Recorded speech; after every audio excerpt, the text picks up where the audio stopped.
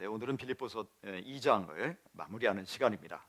오늘은 빌립보서 2장 16절부터 30절까지의 말씀을 같이 읽고 말씀 나누도록 하겠습니다. 2장 16절부터 30절까지 우리 같이 한 목소리로 읽어보도록 하겠습니다. 시작. 생명의 말씀을 굳게 잡으십시오. 그리하면 내가 다름질한 것과 수고한 것이 헛되지 아니하여서 그리스도의 날에 내가 자랑할 수 있을 것입니다. 그리고 여러분의 믿음의 제사와 예배에 나의 피를 붓는 일이 있을지라도 나는 기뻐하고 여러분 모두와 함께 기뻐하겠습니다. 여러분도 이와 같이 기뻐하고 나와 함께 기뻐하십시오. 나는 주 예수 안에서 디모데를 여러분에게 곧 보내고 싶습니다. 그것은 나도 여러분의 형편을 알므로써 격려를 받으려는 것입니다. 나에게는 디모데와 같은 마음으로 진심으로 여러분의 형편을 염려하여 줄 사람이 아무도 없습니다. 모두 다 자기의 일에만 관심이 있고 그리스도 예수의 일에는 관심이 없습니다. 그러나 디모데의 인품은 여러분이 잘 알고 있습니다. 그는 자식이 아버지에게 하듯이 복음을 위하여 나와 함께 봉사하였습니다. 그러므로 내 일이 되어가는 것을 보고 그를 곧 보낼 수 있기를 바랍니다. 그리고 나도 곧 가게 되리라는 것을 주님 안에서 확신합니다. 그러나 나는 내 형제요, 동역자요, 전우요, 여러분의 사신이요, 내가 쓸 것을 공급한 일꾼인 에바브로디도를 여러분에게 보내어야 할 필요가 있다고 생각하였습니다. 그는 여러분 모두를 그리워하고 있을 뿐 아니라 자기가 병을 앓았다는 소식을 여러분이 들었기 때문에 몹시 걱정하고 있었습니다. 사실 그는 병이 나서 죽을 뻔하였습니다. 그러나 하나님께서 그를 불쌍히 여기시고 그만이 아니라 나도 불쌍히 여기셔서 나에게 겹치는 근심이 생기지 않게 해주셨습니다. 그러므로 내가 더욱 서둘러서 그를 보냅니다. 그것은 여러분이 그를 다시 보고서 기뻐하게 하려는 것이며 나도 나의 근심을 덜려는 것입니다. 그러므로 여러분은 주 안에서 기쁜 마음으로 그를 영접하십시오. 또 그와 같은 이들을 존경하십시오. 그는 그리스도의 일로 거의 죽을 뻔하였고 나를 위해서 여러분이 다하지 못한 봉사를 채우려고 자기 목숨을 아끼지 않은 사람이기 때문입니다. 아멘. 오늘의 제목은 하늘의 스타들이라는 제목입니다. 우리가 오늘 암송한 말씀을 보면 두렵고 떨림으로 너희 구원을 이루라 항상 복종하여, 이 말씀은 참 우리에게 구원이라는 것은 예수 믿고 천국 가는 것으로 끝나는 것이 아니구나라는 것을 우리에게 너무나 잘 알려주고 있습니다. 예수 믿는 것은 우리의 구원의 시작인 것이죠. 이제 구원받은 하나님의 자녀가 되었습니다. 그러면 이제 구원받은 자녀로서 예수님이라는 우리의 신앙의 목표를 향해서, 완성을 향해서 달려가야 되는 것이죠. 우리 착각하면 안 됩니다. 우리 많은 믿는 사람들이 이제 구원받았으니까 하나님 나에게 복을 주십시오. 저는 한국교회의 제일 큰 문제가 기복신앙이라고 생각합니다. 하나님, 내가 주님을 믿었어요. 이렇게 선신했어요. 그러니까 나를 이 땅에서 복 주셔야 되는 거 아니에요? 잘 되게 해주셔야 되는 거 아니에요? 우리 한국교회 부흥이 사실 이게 동기가 되어서 많이 부흥한 거예요. 사실이에요. 그래서 새벽 기도도 뜨겁게 열심히 하고, 지금도 특세한다 그러면 사람들이 확 몰려가죠. 근데 가만히 그 기도를 들어보면 다 자기가 이 세상에 잘 되는 거예요. 자식이 대학 잘 가는 거예요. 하나님께서 너희는 먼저 그의 나라와 그의 의를 구하라. 그리하면 이 모든 것을 너에게 더하시리라 그랬거든요. 근데 우리는 그 말씀보다는 이 세상이 더, 내 앞에 있는 문제가 더 절실한 거예요. 그래서 그 구원을 이루어가는, 우리가 구원의 완성을 향해서 가는 것에 있어서 우리 지난주에 본 것은 무엇이냐면 14절에 무슨 일이든지 불평과 시비를 하지 말고 하십시오 그랬어요. 불평과 시비를 하지 말고. 그래서 흠이 없고 순결해져서, 이게 예수님 닮아가는 거 아닙니까? 저는 그 성경에 나와 있는 인물들 중에 참 노아라는 분도 대단한 분이라고 생각합니다. 여기에 우리 15절에 구부러지고 뒤틀린 세대라고 되어 있는데 노아의 시대가 그런 시대였거든요. 구부러지고 뒤틀린 세대 가운데서 노아는 당대에 하나님의 은혜를 입었고 흠없는 사람이었다, 이렇게 되어 있어요. 예, 뭐 개정성에는 완전하다고 되어 있습니다만 영어 성경에는 다 blameless라고 되어 있습니다. blameless. perfect라고 되어 있지만 흠없는이라고 되어 있어요. 당대에 완전하지는 않습니다. 그 당대에 많은 사람들, 뒤틀린 사람들 가운데서 흠없는 사람이었다. 근데 바로 하나님이 그 사람을 들어서 모든 멸망 가운데서 구원해서 새로운 인류의 조상이 되게 하셨습니다. 그러니까 흠없는 자녀가 되는 게 우리의 목표가 되어야 되는 것이죠. 그래서 별과 같이 빛나는 스타, 헤븐리 스타가 되게 하셨다라는 겁니다. 자, 우리가 구원을 이루어 나가는 그 가운데서 또 하나 우리가 명심해야 될 것은 16절에 불평과 시비를 하지 말는 것도 중요하고, 그 다음에 16절에 보면 생명의 말씀을 굳게 붙잡아야 되는 거예요. 이게 우리가 구원의 완성을 향해서 나갈 때 굉장히 중요한 부분이다라는 것이죠.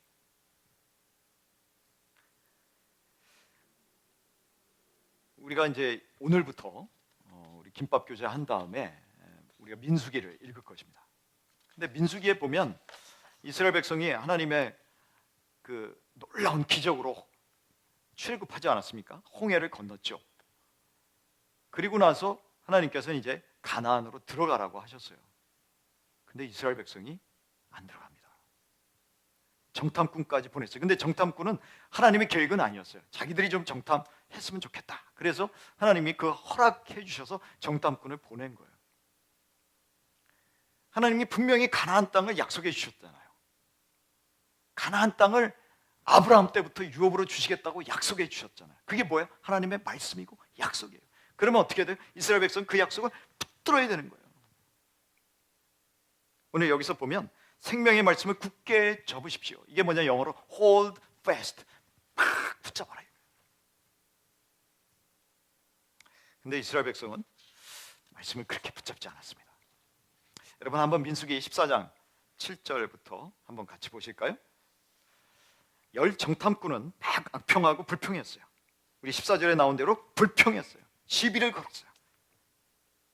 하나님 말씀 붙잡지 않았어요. 그러나 여기에 보면 하나님의 사람들은, 여호수아 갈렙과 같은 사람들은 하나님의 말씀 붙들었습니다. 우리 같이 한번 볼까요? 14장 7절부터 같이 읽겠습니다. 이스라엘 자손 중 온 회중에게 말하였다. 우리가 탐지하려고 두루 다녀본 그 땅은 매우 좋은 땅입니다. 주님께서 우리를 사랑하신다면 그 땅으로 우리를 인도하실 것입니다. 젖과 꿀이 흐르는 그 땅을 우리에게 주실 것입니다. 다만 여러분은 주님을 거역하지만 마십시오. 여러분은 그 땅 백성을 두려워하지 마십시오. 그들은 우리의 밥입니다. 그들의 방어력은 사라졌습니다. 주님께서 우리와 함께 계시니 그들을 두려워하지 마십시오 라고 되어 있습니다. 이것이 하나님 말씀 붙드는 사람의 모습이라는 거예요. 하나님이 말씀하셨으면 돼. 약속하셨으면 돼. 여러분, 하나님 말씀하셨으면요 이미 끝난 겁니다. 아멘. 그래서 이스라엘 백성들에게 주신 예언의 말씀들 있잖아요. 선지자들이 예언의 말씀은요, 히브리 성경에 보면 대부분 미래형으로 되어 있지 않아요. 미완료태로 되어 있지 않아요. 완료태로 되어 있어요. 히브리 말의 시상은 딱 두 가지밖에 없어요. 완료태 아니면 비완료태예요. 그런데 예언인데, 앞으로 일어날 일인데, 우리가 볼 때는 한참 뒤에 일어날 일인데 예언자들은 그것을 완료태로 써놨어요. 무슨 말입니까? 하나님이 말씀하셨으면 이미 된 거예요. 우리 인간의 시간에서 볼 때는 오래 걸릴 것 같지만, 그러나 하나님은 말씀하셨으니까 이미 그것은 하나님이 이루실 거예요. 그렇기 때문에 선지자들은 그것을 이루어졌다라고 표현한 거예요. 완료됐다라고 표현한 거예요. 우리가 하나님의 말씀을 붙드는 모습은 바로 이런 거예요. 하나님이 말씀하셨으면 그것은 반드시 이루어진다. 아니, 이미 이루어졌다. 단지 우리 손에 안 들어왔을 뿐이야. 시간적으로는 좀 오래 걸릴 뿐이야. 하지만 이미 우리 손에 들어온 것이나 마찬가지야 라고 여러분 생각하셔야 된다는 거예요. 그게 하나님의 말씀을 붙드는 거예요. 근데 그 하나님 말씀을 붙든 사람이 여호수아와 갈렙이죠. 이런 사람은 두려움이 없습니다. 아낙 자손들, 거인들을 보면서 막 이스라엘 그 정탐꾼들은 또 그 보고를 들은 사람들은 패닉이 되잖아요. 막 그냥 어떻게 우리 다 죽었다. 그러나 하나님 말씀 붙드는 사람은 겁이 없어요. 야, 웃기지 마. 걔네들은 우리의 밥이야. 그들은 우리를 볼 때 메뚜기로 볼 거야. 아니, 그게 아니라니까. 하나님이 말씀하셨으면 돼. 그들은 우리의 밥일 뿐이야. 여러분, 그래서 성경에는 뭐라면은 하나님이 그들은 너희들과 다르다 그랬어요. 뭐가 달라요? 도대체 뭐가 달라요? 똑같이 봤는데 하나님에 대한 관점이 다른 거예요. 말씀을 하시면 믿는 거예요. 꽉 붙드는 거예요. 그래서 영어 성경에 보면 다르다라는 표현을 different spirit이라고 되어 있어요. different spirit. 영이 다른 거예요. 한쪽은 성령 충만하고 한쪽은 비실비실한 사람들이에요. 그게 바로 하나님의 말씀을 붙드는 사람이다라는 것이죠. 그래서 16절에 보시면 사도 바울이 그러한 하나님의 말씀을 굳게 잡으십시오. 그리하면 내가 다름질한 것과 수고한 것이 헛되지 아니하여서 그리스도의 날에 내가 자랑할 수 있을 것입니다. 예. 여러분들이 원망하고 불평하고 시비도 걸지 말고 하나님의 말씀을 꽉 붙잡으면 여러분들 하늘의 스타가 되어서 내가 하나님 앞에 섰을 때 여러분을 보고서 자랑할 게 있을 거 아닙니까? 이런 거죠. 우리 부모님들 입장에서는 그런 거예요. 하나님께서 나에게 주신 자식 한 명이라도 하나님 앞에 잘 키워서 하나님이 뭐 여러 명 주시면 여러 명 잘 키우면 될 거 아니에요. 그런데 안 주셨어. 한 명밖에 안 주셨어. 또 어떤 분은 또 아이가 없으신 분도 있어요. 그런데 하나님이 주신 자식을 하나님의 뜻에 맞게 말씀을 꽉 붙들도록 만들어서 성숙한 사람으로 만들면, 흠없는 사람으로 만들면, 그러면 하나님 앞에 갔을 때 내가 자랑할 게 있는 거예요. 하나님, 내가 이렇게 키웠어요.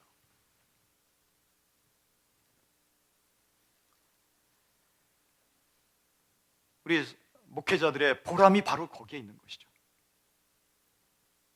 이 세상에서 잘 사는 게 그렇게 중요한 게 아니에요. 뭐 우리가 가져가는 거 아무것도 없잖아요. 우리가 죽으면. 교회에다 조금 더 헌금 낸다고 뭐가 달라집니까? 그러니까 우리 항상 생각해야 돼요. 아, 내가 결산할 때가 있지. 하나님 앞에 가서 결산했을 때 하나님은 나를 뭐라고 평가하실까? 하나님의 평가의 기준은 뭐지? 그걸 생각하셔야 된단 말이에요. 내가 과연 하나님 앞에서 이 험악한 세상 가운데, 아니 구부러진 세상 가운데, 노아시대 같은 폭력이 난무하는 세상 가운데, 거짓이 난무하는 세상 가운데 나는 정직하게 살았나? 나는 권력에 얹혀서 약한 사람들을 나는 압제했지 않았나? 하나님께서 보시는 기준에 따라서 내 자신을 다시 살펴보고 흠없는 사람이 되어야 그게 목회자의 보람이고 또 하나님께서도 기뻐하시는 것이다 라는 것이죠. 17절에 보시면 그리고 여러분의 믿음의 제사와 예배에 나의 피를 붓는 일이 있을지라도 나는 기뻐하고 여러분 모두와 함께 기뻐하겠습니다. 우리 성도들의 성숙을 위해서, 믿음의 성장을 위해서, 여기 믿음의 제사라고 되어 있잖아요. 제사. 그러니까 믿음으로 우리가 살아가는 게 뭐냐? 예배라는 거예요. 그러니까 여기 단순히 이 자리에서만 나와서 하나님께 찬양하고 드리는 이것만이 예배가 아니라 믿음으로 살아가는 모든 발걸음들이 뭐예요? 다 우리의 예배예요. 그러면 여러분들이 살아가는 그 믿음의 제사와 예배에 나의 피를 붓는, 이걸 뭐라 그러냐면 전제라고 합니다. 또는 관제라 그럽니다. 이거는 그냥 단독적인 제사가 아니에요. 하나님 앞에 속죄 제사를 드리고 나서 마지막에 부어드리는 거예요. 포도주를 부어드릴 수 있고 짐승의 피를 부어드릴 수도 있습니다. 마지막으로 부어드리는 거예요. 사도 바울은 내가 그런 일에 쓰임받을 수 있도록 내 자신을 쏟아 부어줄게, 헌신할게. 여러분, 이게 목회자입니다. 목회자는 성도들이 어떻게 하면 그리스도 안에서 제일 먼저는 구원받아야 되겠죠. 구원받아야 되겠죠. 근데 우리 교회 안에 구원받지 못한 사람들도 있을까요? 없을까요? 있습니다. 그 사람은 어떻게 하든지 하나님 구원해 주십시오 라고 기도하는 게 목회자의 마음이어야 되고, 구원받았다면 어떻게 해야 돼요? 그건 내버려 둡니까? 아니요, 그렇게 하면 안 돼요. 성경 읽게 만들어야 돼요. 저는 30여 년 동안 제가 목회를 처음부터 초창기 교육전도사로부터 시작해서 지금까지 이거 하나로 정리했어요. 그게 뭡니까? 목회는 성도들을 성경 읽게 만드는 거구나. 목사의 설교를 듣게 해서 목사의 제자를 만드는 게 아니라 성경을 읽게 만들어서 예수의 제자를 만드는 게 그게 목회구나. 당신들은 나를 따라와. 그게 사도 바울이 나를 본받으라 했지만 그 사도 바울이 진짜 나를 본받으라는 게 자기를 추종하라는 얘기가 아니었잖아요. 무슨 얘기였어요? 내가 예수님을 따라가는 것처럼 너희도 나를 본받아서 예수님을 따라가, 그 얘기잖아요. 그게 목회예요. 저는 제 남은 생애를 저는 그 일을 하다가 갈 겁니다. 어떠한 상황에 처해 있든지 안 믿는 사람은 믿게 만드는 요한복음이라도 읽으면서 같이 말씀을 나누고, 그래서 꼭 예수 믿게 만드는, 내가 할 수 있는 건 아니지만 할 수 있는 최선을 다하고, 그 다음에 믿었으면 성숙하게 어떻게든지 말씀 안에서 잘할 수 있도록 만드는 그 일을 위해서 저도 헌신해야 된다는 것이죠. 목회자들이 간혹 엉뚱한 일에 헌신할 때가 있어요. 저는 목회자들 비난하는 건 아닙니다. 그럼 도대체 저 목사님은 뭐에 초점이 있을까? 우리 건물 없잖아요. 저는 앞으로도 건물에 초점 두지 않습니다. 사람에 초점을 두지. 그 사람이 어떤 사람이 되느냐 초점을 두는 것이죠. 어떤 목사님은 좀 명예를 추구하는 분들도 있더라고요. 피 같은 교회 헌금을 가지고 가서 막 뿌리고 다니고 선심 쓰고. 저는 이 가을에 보면 목사님들이 뭐 휴식도 필요하고 그렇지만 교회 교인들 헌금 가지고 막 놀러 다니는 건 저는 마음이 불편해요. 단풍놀이 가는 건 좀 불편해요. 더군다나 요즘 경제도 어려운데.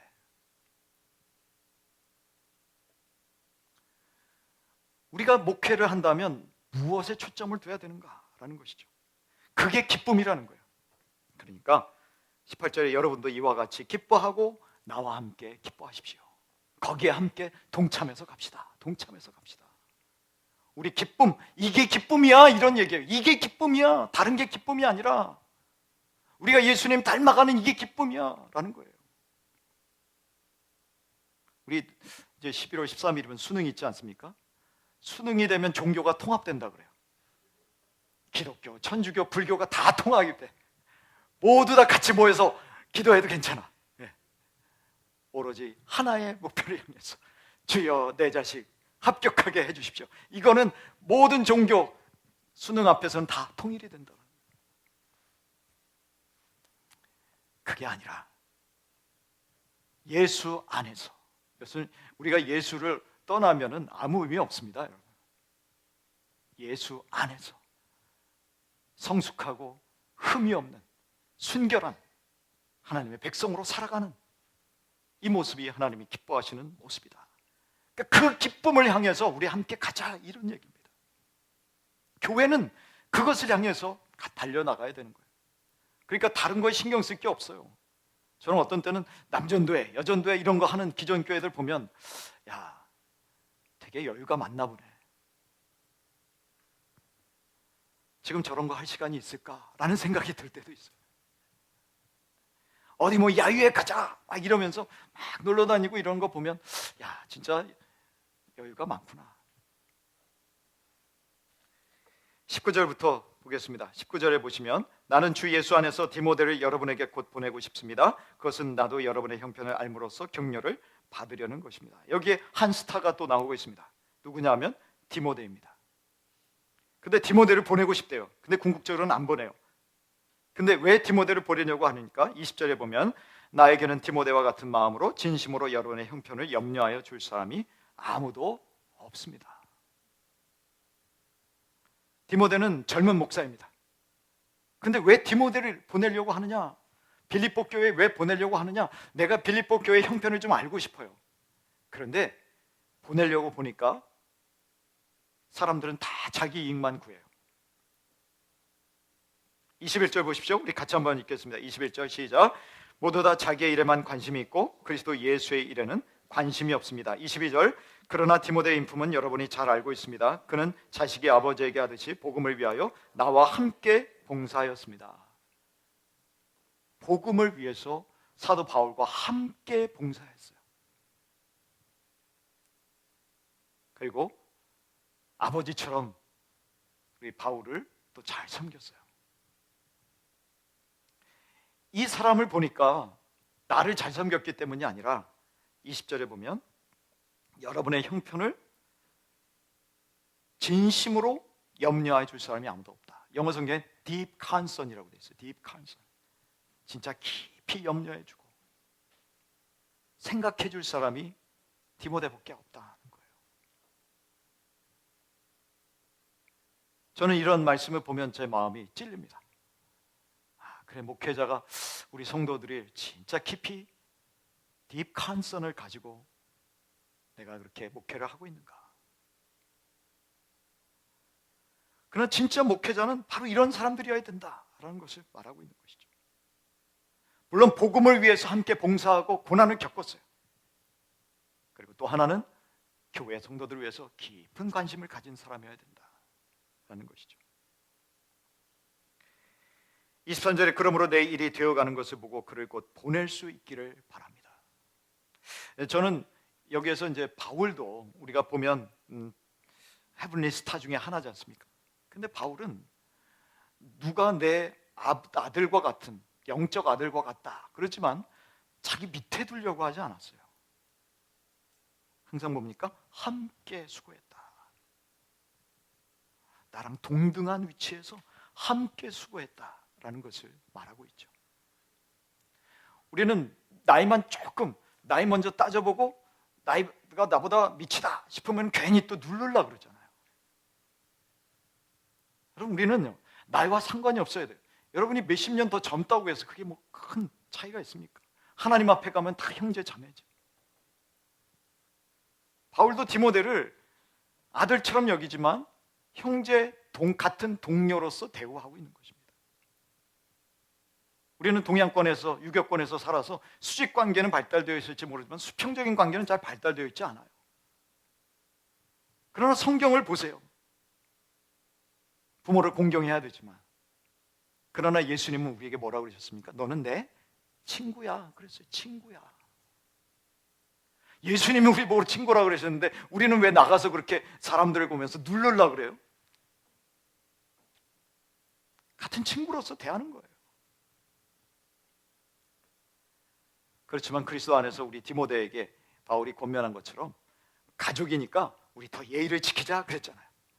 예의를 지키면서 친구처럼 대하는 이 모습이 바로 크리스찬들의 모습이어야 된다라는 것이죠. 그러나 바울은 이 상황을 보고 보낼 수 있기를 바랍니다. 그렇게 말합니다. 그리고 24절에는 그리고 나도 곧 가게 되리라는 것을 주님 안에서 확신합니다. 바울이 지금 새 집에 갇혀 있잖아요. 하지만 나는 이제 풀려날 것이다 라는 확신이 있는 거예요.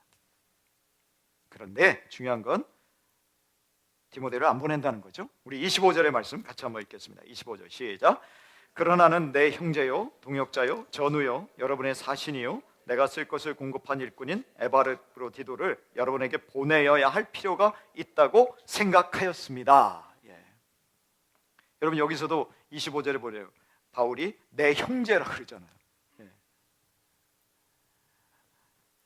결코 그냥 이 빌립보 교회 한 일꾼, 내가 키운 제자 뭐 이렇게 표현 안 합니다. 내 형제다 이렇게 얘기하는 거예요. 아마 에바브로디도라는 분이 교회의 안수집사 정도 되지 않았을까, 내지는 사역자이지 않았을까 이런 생각이 들어요.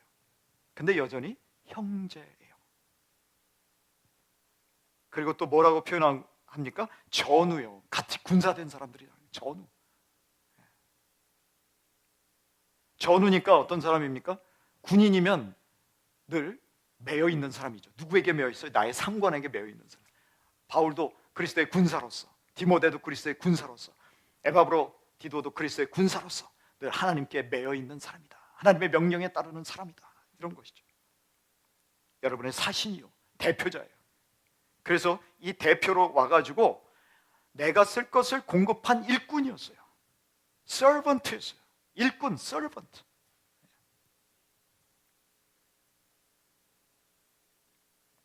이 에바브라티도가 지금 빌립보에서 로마까지 오려면 800마일을 와야 됩니다. 800마일. 800마일이면 1.6을 곱하면 킬로가 나오겠죠. 그럼 꼬박 6주를 걸어서 와야 되는 거예요. 그런데 빌립보 교회가 이 사람을 파송했어요. 셋집에 갇혀 계신 우리 바울 사도를 에바브로티도, 당신이 가서 수족이 돼서 이분이 필요한 것들을 왔다 갔다 하면서 다 공급하고, 그래, 돈도 줬겠죠. 헌금도 줬겠죠. 근데 그 헌금 옛날에 뭐 우리처럼 계좌이체가 됩니까? 안 되잖아요. 지폐가 발달했어요? 안 되잖아요. 동전 들고 가는 거예요. 근데 얼마나 강도들 위협도 많겠습니까? 거기를 6주 동안 꼬박 걸어서 온 것입니다. 얼마나 수고한 사람입니까? 그러니까 일꾼이라고 표현하는 것이죠. 그 사람을 여러분에게 보내야 할 필요가 있다. 내가 원하는 것은 디모데를 보내는 것이지만, 그러나 가만히 생각해 보니까 우리 교회의 필요를 위해서는 이 사람을 보내야 되는 거예요. 그러니까 바울은 자기가 원하는 소망대로 살지 않았어요. 바울은 무엇이 성도들에게 필요한 것인가를 따라서 살았다라는 것이죠. 자, 26절 같이 한번 읽어볼까요? 26절, 27절 같이 함께 읽겠습니다. 그는 여러분 모두를 그리워하고 있을 뿐만 아니라 자기가 병을 앓았다는 소식을 여러분이 들었기 때문에 몹시 걱정하고 있었습니다. 사실 그는 병이 나서 죽을 뻔하였습니다. 그러나 하나님께서 그를 불쌍히 여기시고, 다만 그만이 아니라 나도 불쌍히 여기셔서 나에게 겹치는 근심이 생기지 않게 해주셨습니다. 이 사람이요, 그렇게 긴 여행을 와가지고 갑자기 중병이 걸린 것입니다.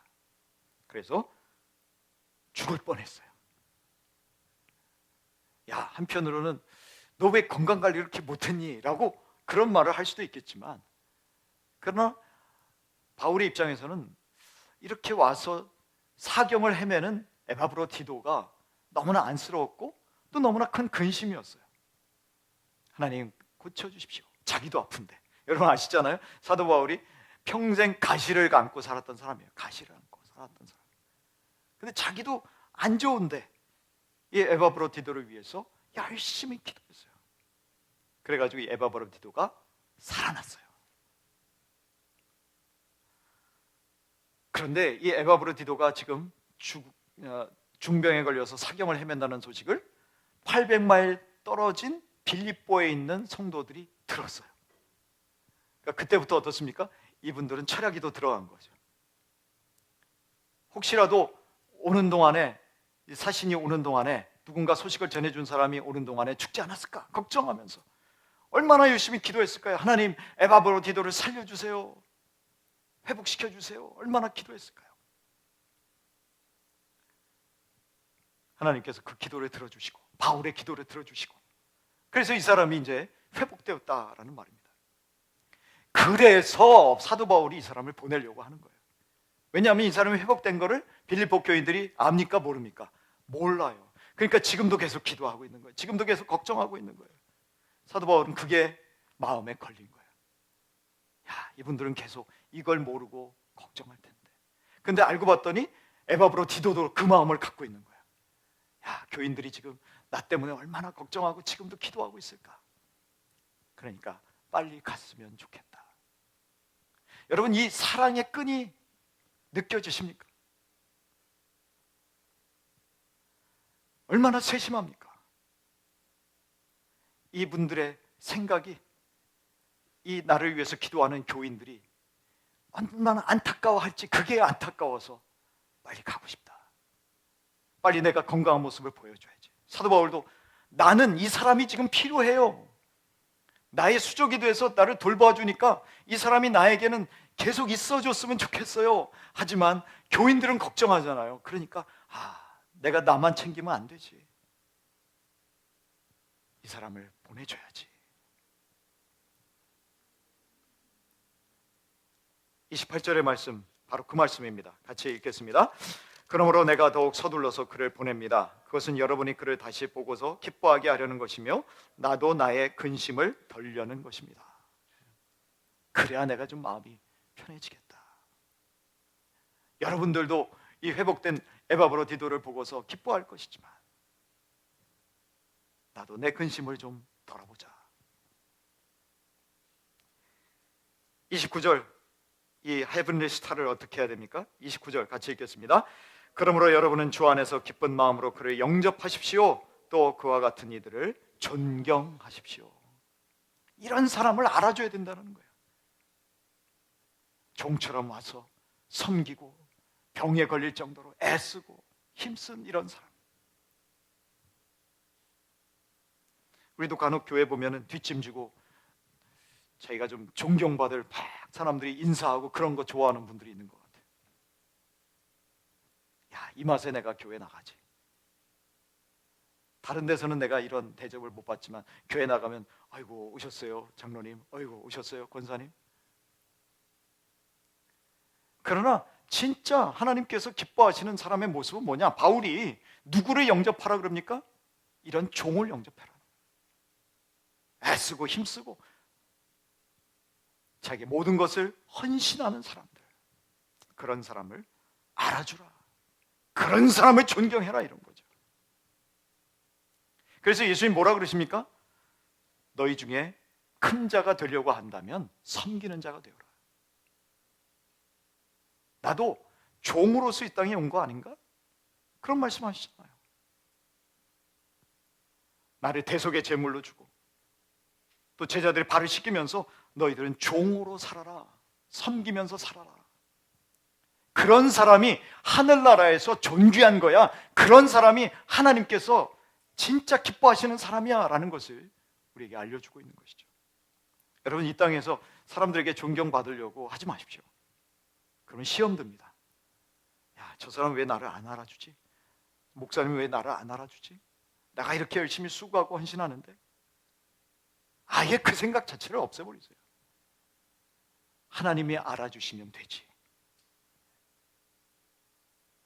그 마음을 가지고 우리가 하나님 앞에 종으로서 섬기면서 살아가자라는 것이죠. 그 사람이 헤븐리 스타입니다.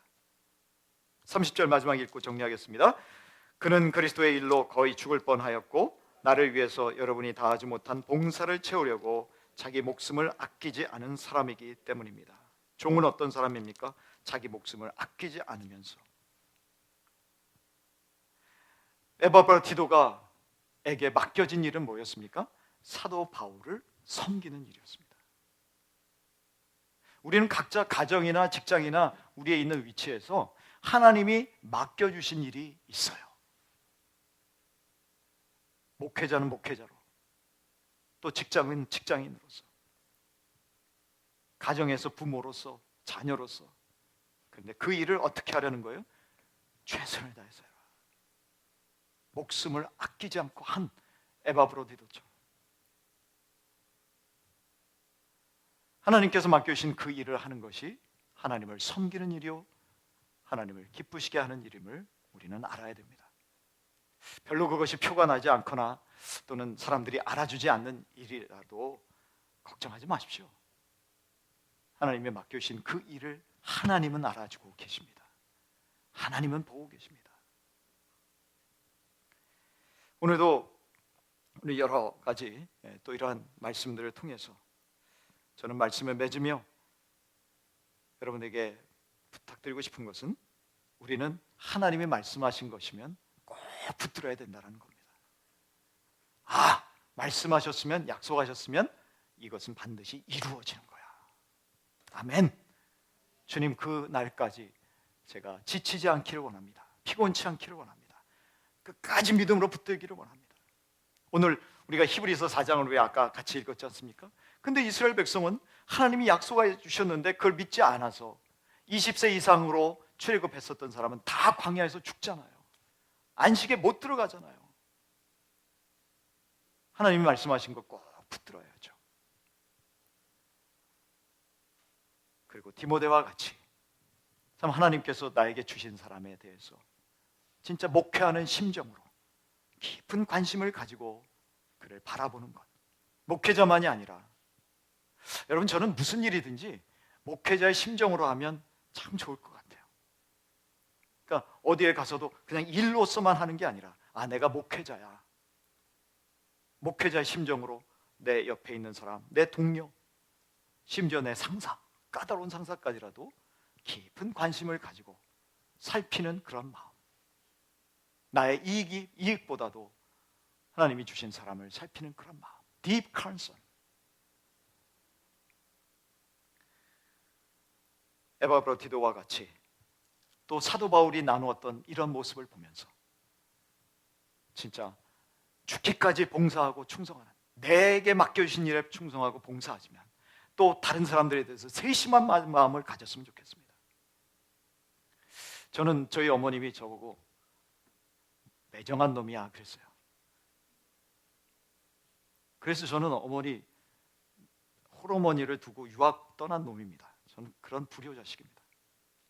근데 저는 그 당시에는 하나님이 가라고 했다라고 제가 생각했기 때문에 혈연과도 당연히 끊어야 된다고 생각하고 간 거예요. 저는 어머님에게 매일 수는 없었어요.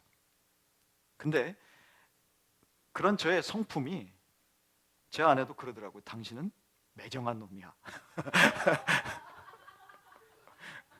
어떤 때 이제 저한테 이제 화가 나고 또 이제 서운한 마음이 들 때 매정한 놈이야라고 저희 어머님이 말씀하셨다고 얘기하는 거예요. 시어머님도 당신에 대해서 그렇게 얘기를 했어. 저한테 그랬다는 얘기가 아닙니다. 매정한 놈이야 라고 시어머니가 얘기하셨어. 근데 그게 좋은 게 아닌 거예요. 우리는 그리스도를 믿고 신앙이 성숙해 갈수록 바울과 빌립보 교회와 에바브로가 디도가 가졌던 그 세심한 마음이 성숙함이라는 것이죠. 야, 뭐 남자가 그런 것 가지고 그래? 아니요, 그렇지 않습니다. 우리는 그 사람의 마음을 세심하게 살필 줄 아는 그런 사람들이 되어 갈 때 우리는 그리스도께서 우리를 사랑하시는, 성숙하게 이끌어 가시는 모습을, 그 열매를 보여줄 수 있다는 것입니다. 바라기는 저희 모두가 이러한 하나님께서 기뻐 받아주시는 또 성숙한 하늘의 스타들로 하나님 앞에 설 수 있게 되기를 주님의 이름으로 축복합니다.